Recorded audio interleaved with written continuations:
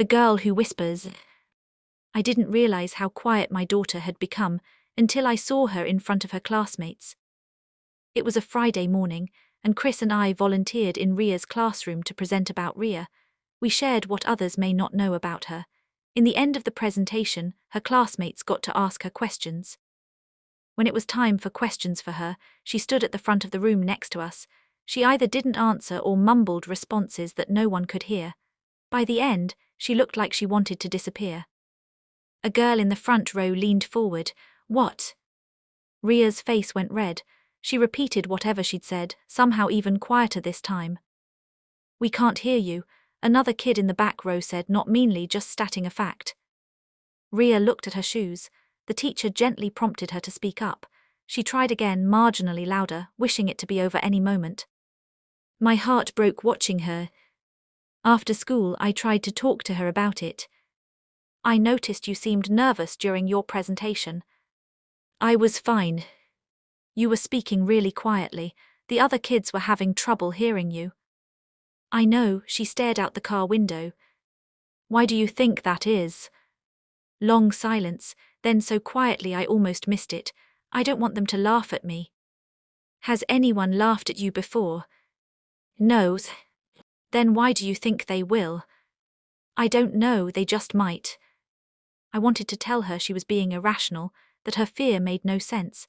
But I've been in therapy long enough to know that telling someone their feelings are irrational doesn't help. It just makes them feel worse for having those feelings in the first place. What do you think they'd laugh about? She shrugged. What if I say something wrong? What if I mess up? Everyone messes up sometimes, that's okay. Not everyone, she said quietly. And there it was. She'd somehow gotten the idea that everyone else was perfect, confident, never afraid, that she was the only one who felt this way. I didn't know how to convince her otherwise. At home, Ria was a different kid. She told elaborate stories. She argued with her brother, negotiated for extra screen time, expressed opinions about everything from what we should have for dinner to which route we should take to the park. But put her in front of other people, classmates, relatives at family gatherings, even the cashier at the grocery store, and she shrank. Her voice disappeared. She hid behind me or gave one-word answers or just didn't respond at all. She's shy, people would say, as if that explained everything. But this wasn't shyness. Shy kids warm up eventually. Ria was terrified of being seen, of being heard, of taking up space. I started noticing it everywhere. At the park, when a girl asked if she wanted to go on the swings together, Ria pretended not to hear. At dinner with friends, when their daughter tried to start a conversation, Ria's answers got shorter and quieter until she stopped answering altogether. She was withdrawing, and I didn't know how to pull her back out. Chris thought I was overreacting. She's just introverted, he said. Not every kid needs to be the center of attention. This isn't about being introverted, she's afraid. Kids grow out of this stuff. Do they, or do they just learn to cope with anxiety that we never addressed? That got his attention. We both knew I was talking about myself. I'd been the quiet kid too, the one who never raised her hand in class, who had panic attacks before presentations, who ate lunch in the bathroom to avoid socializing. I'd grown out of it, only in the sense that I'd learned to fake confidence at work while having weekly therapy appointments and taking medication for depression. I didn't want that for Ria. I made an appointment with her pediatrician first, thinking maybe there was something medical. The doctor asked Ria questions. Ria barely responded, looking at me to answer for her. She seems fine physically, the doctor said, but it might be helpful to talk to someone, a therapist who specializes in childhood anxiety.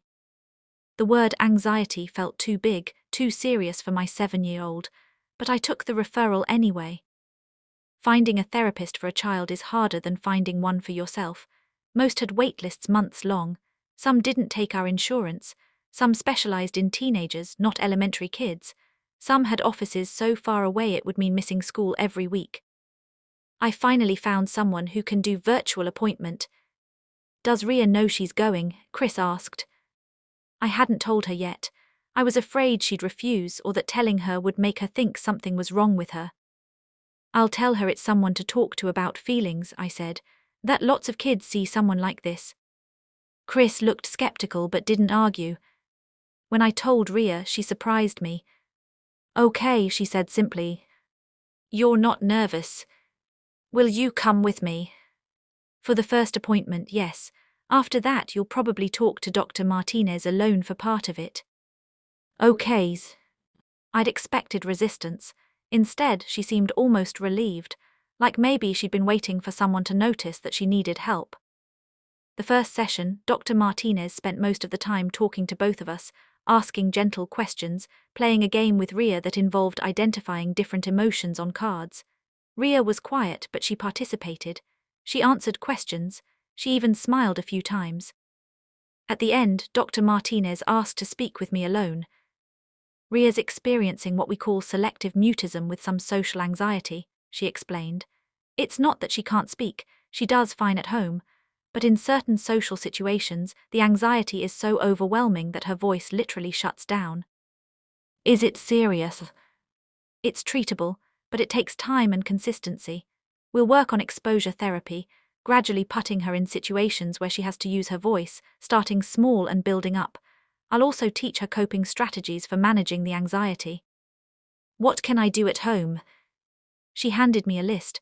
I've read a lot of parenting advice over the years, but this felt different, specific, actionable, backed by someone who actually knew what they were talking about. Here's what I learned, both from Dr. Martinez and from the months of trial and error that followed.